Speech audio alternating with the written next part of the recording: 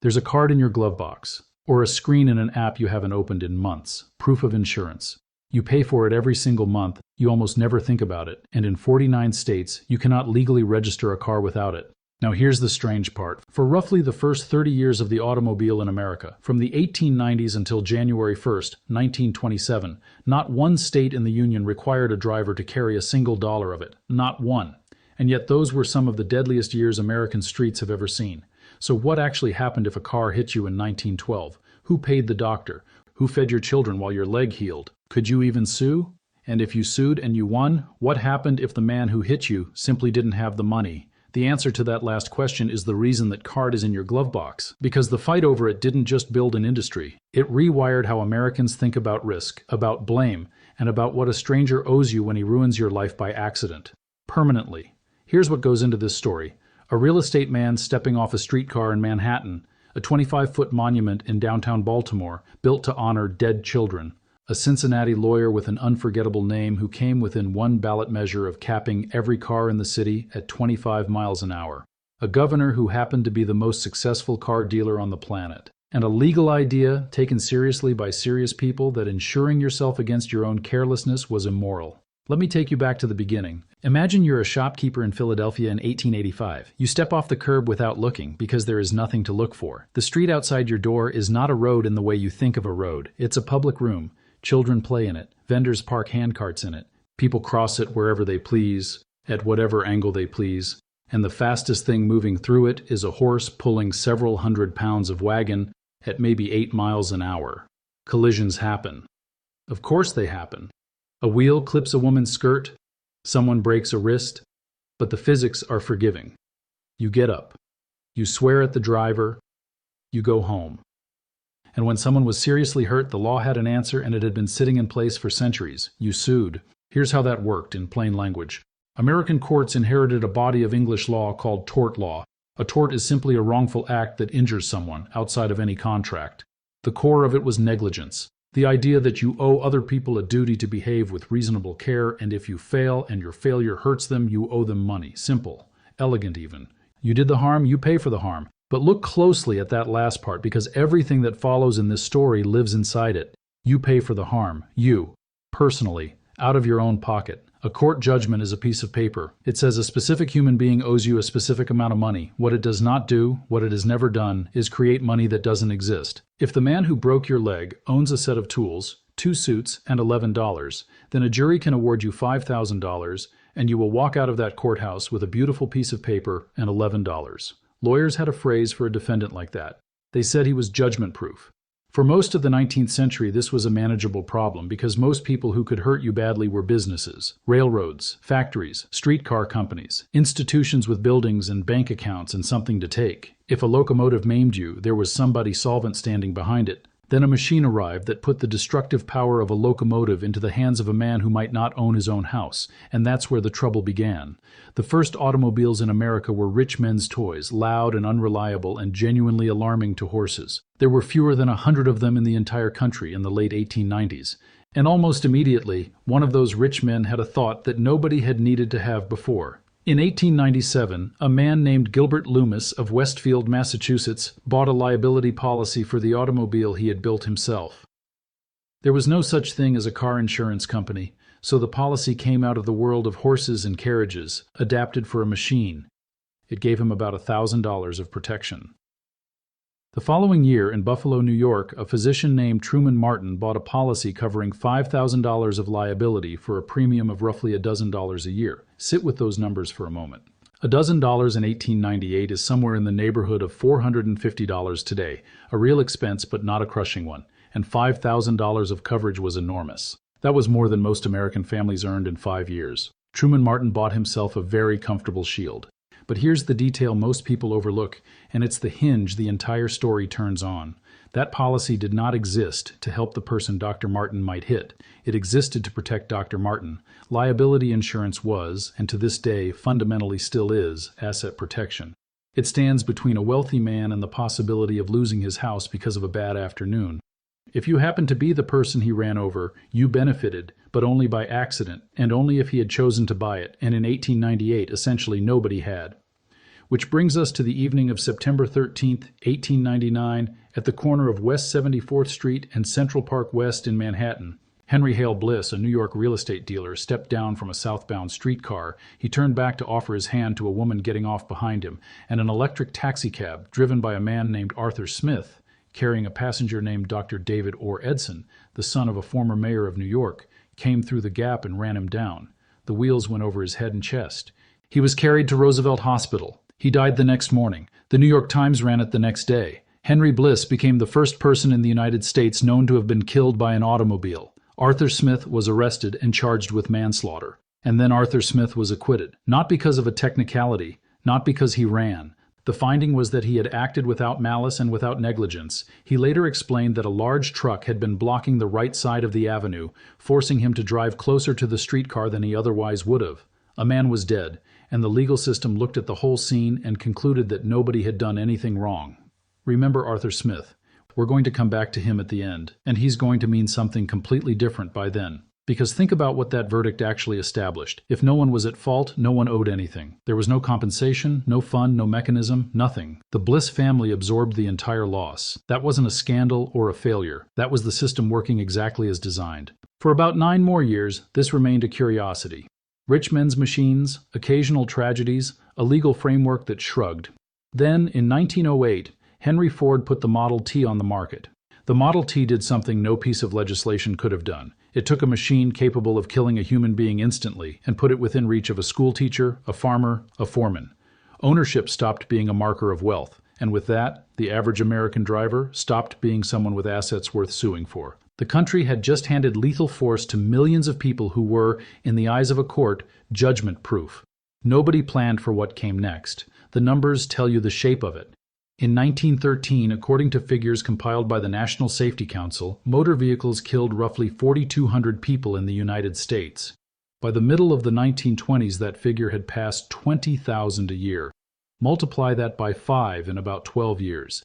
And remember, the population was less than half what it is today, and there were a tiny fraction of the cars. Measured against how few vehicles were actually on the road, those years were savage in a way that's hard to picture now. A modern American drives through an environment engineered around the assumption that crashes will happen. Crumple zones, seatbelts, airbags, painted lanes, traffic signals, licensing, sidewalks. A person in 1923 had none of it, not one item on that list, and the dying was not spread evenly. It fell hardest on people on foot in cities, and it fell with terrible frequency on children, because children played in the street, because the street had always been where children played, and nobody had told them it had changed owners. Cities responded the way communities respond to a plague. They grieved in public. On Monday, June 12, 1922, the city of Baltimore held a ceremony in the downtown courthouse plaza. Organizers of the city's No Accident Week had erected a 25-foot obelisk of wood and plaster, designed by an architect and painted to look like white marble so it would read as a permanent monument. The inscription on its face read that it had been erected by the citizens of Baltimore in memory of the 130 children whose lives were sacrificed by accident during the year 1921.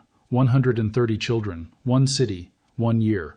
St. Louis built monuments like it too. Cities held safety parades where mothers of dead children walked behind the banners. This was not a policy debate. This was a civic funeral, repeated annually, and it tells you something we've almost entirely forgotten. Americans in the 1920s did not regard the automobile as freedom.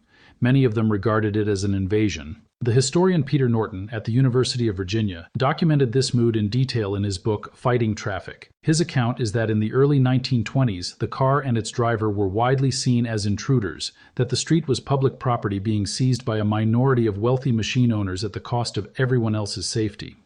Newspapers of the period used language for reckless motorists that we now reserve for violent criminals. It's worth saying that Norton's argument is influential but not the only reading. Other historians point out that ordinary Americans were also enthusiastic buyers of cars, and that city governments and merchants often welcomed automobile traffic for commercial reasons. Both things were true at once. People hated what cars did to their streets, and people bought cars. But whatever the public mood, the person actually hit by a car in 1922 had a specific and immediate problem, and it wasn't philosophical. They needed money. So let's walk through what actually happened to you, in practice if you were struck. First, you had to identify the driver. Registration and licensing were patchy and inconsistent from state to state, and hit and run was rampant because the incentives were obvious. If you drove away and nobody caught your plate, you had no problem at all. Second, if you found him, you had to prove he was negligent. Not that he hit you, that he was careless. And this is where most people's cases died, because of a doctrine called contributory negligence. Under the rule, as it stood in most American states then, if the jury found that you were even slightly careless yourself, that you had stepped out from between parked wagons, that you hadn't looked twice, that you were distracted, you recovered nothing at all, not reduced damages, nothing. Think about how that rule interacts with a world where nobody had yet been taught how to behave around cars. Every pedestrian in America was, by modern standards, careless. The rule was practically designed to defeat them. Third, even if you cleared both of those hurdles, you arrive back at the judgment-proof problem. Congratulations, you have a verdict against a mechanic who owns a Model T and nothing else. Fourth, all of this took years, and you needed the money now, which is why the pressure to settle for pennies was enormous, and why a whole industry of aggressive personal injury lawyers grew up around the courthouse steps in exactly this period. Now here's the detail most people overlook, and it genuinely surprises people when they hear it. Liability insurance, the thing that would eventually fix all of this, was, in the eyes of many 19th century courts and commentators, morally suspect. The argument went like this. The law makes you pay for your carelessness precisely so that you'll be careful. If you can buy a piece of paper that means you never personally pay, then you've bought permission to be careless, and you've drained the moral content out of the whole system.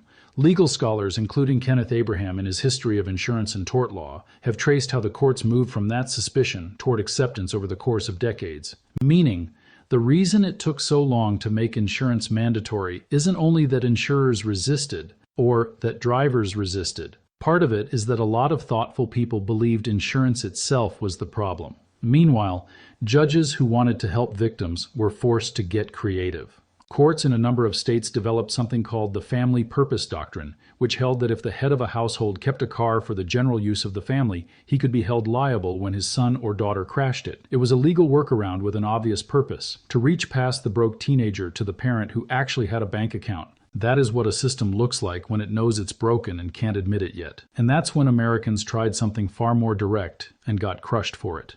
In the summer of 1922, in Cincinnati, Ohio, a group of citizens decided that if the law wouldn't protect them after the crash, they would prevent the crash. An initiative committee formed to put an ordinance on the city ballot.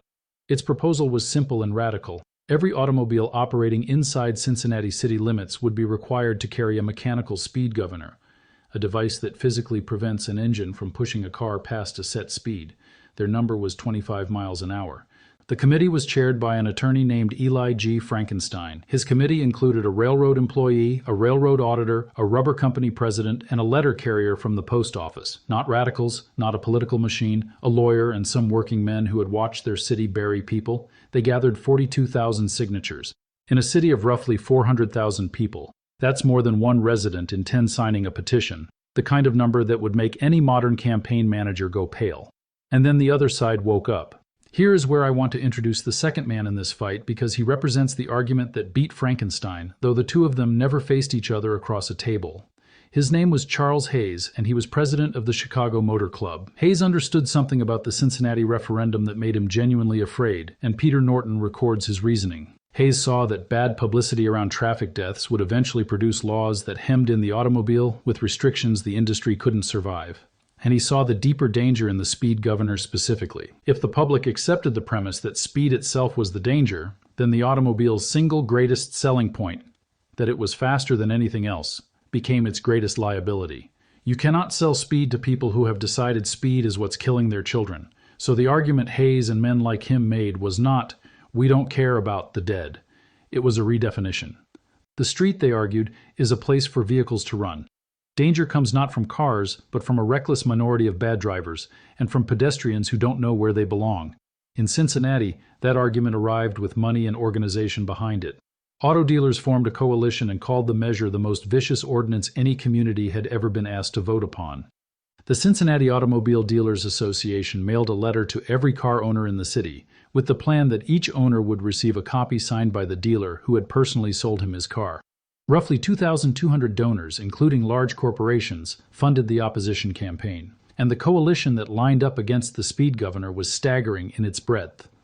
The Chamber of Commerce, The Academy of Medicine, doctors, opposing a measure designed to reduce injuries. The Businessmen's Club. The Central Labor Council, meaning organized labor, stood with the dealers.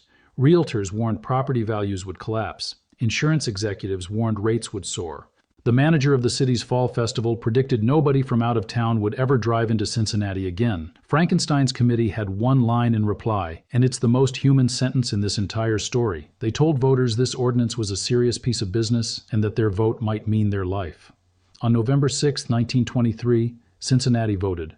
14,012 people voted yes. 92,427 voted no. Read those numbers again. 42,000 people signed the petition to put it on the ballot. Only 14,000 voted for it. In the space of about a year, the campaign had turned two-thirds of its own supporters around. That same year, Cincinnati recorded 103 automobile deaths. The lesson the automobile industry took from Cincinnati was not that it should slow down.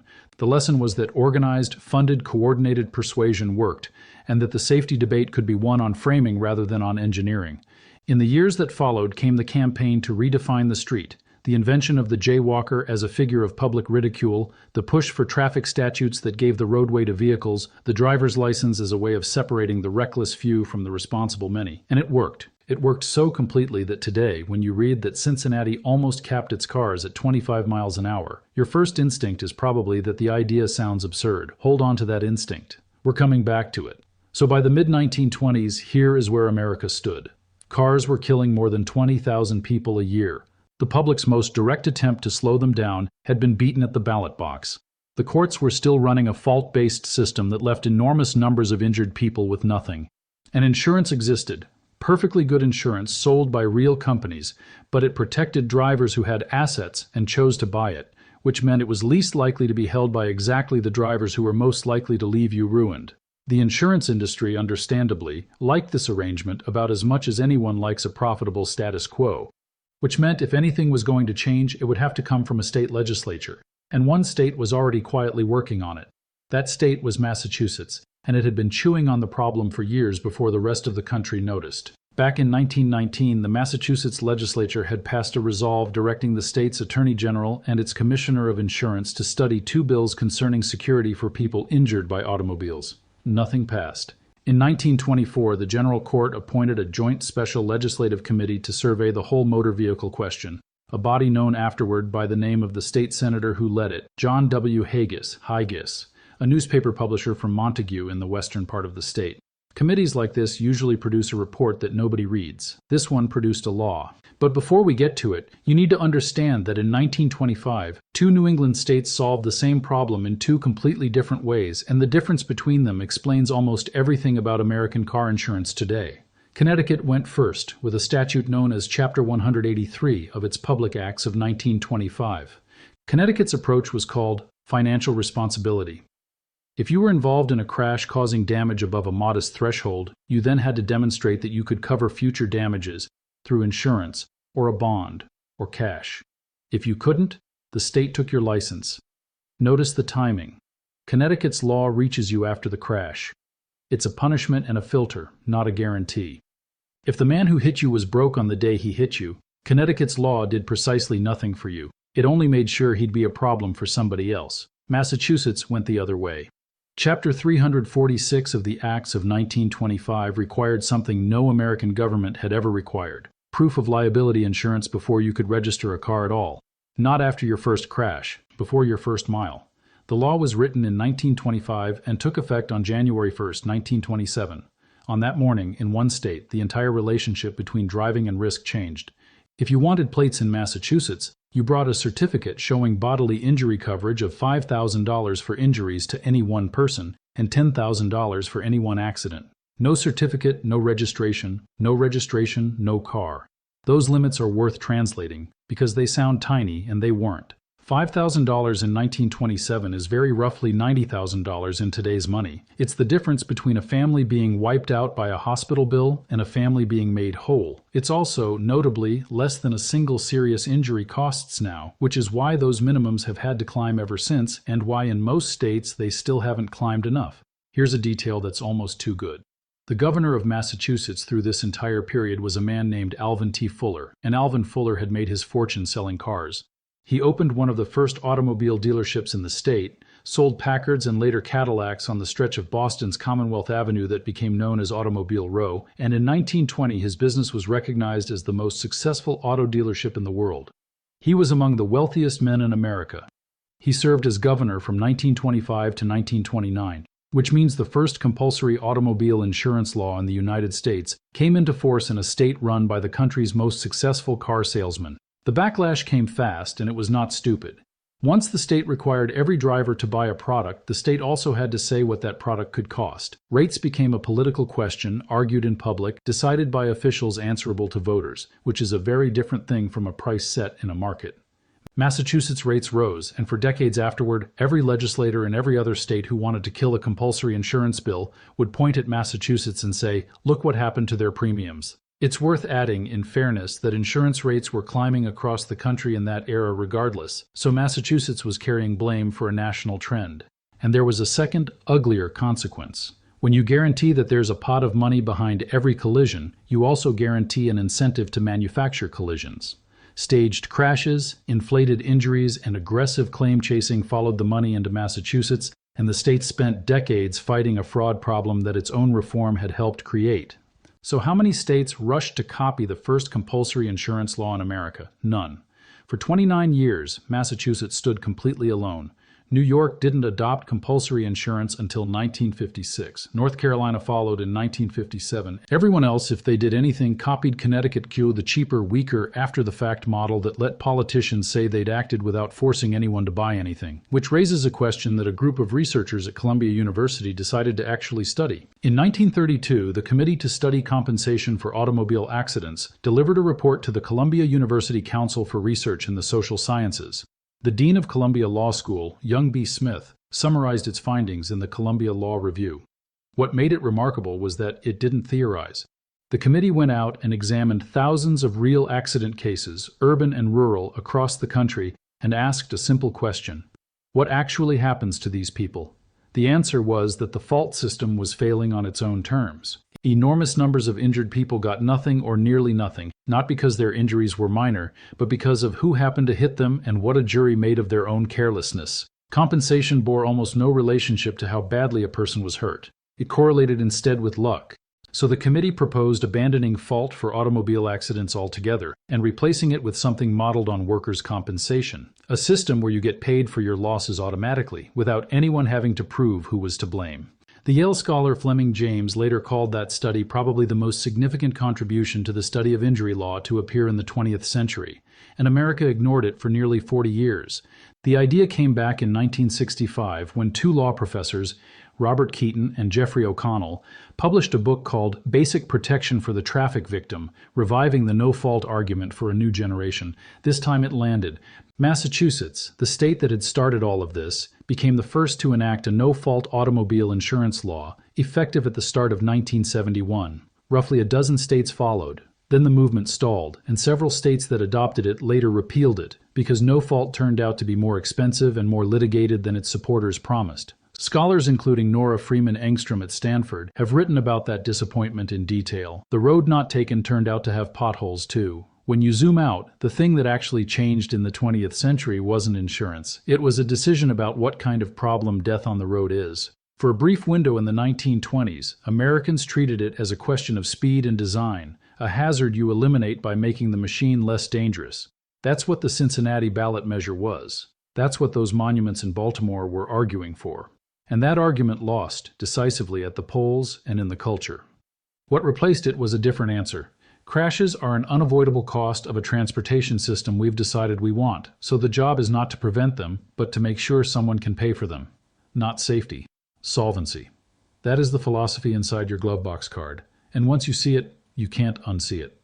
Which brings us back to Arthur Smith, the taxi driver who ran over Henry Bliss in 1899 and walked out of court a free man because a jury found he'd done nothing wrong. Run that same collision today.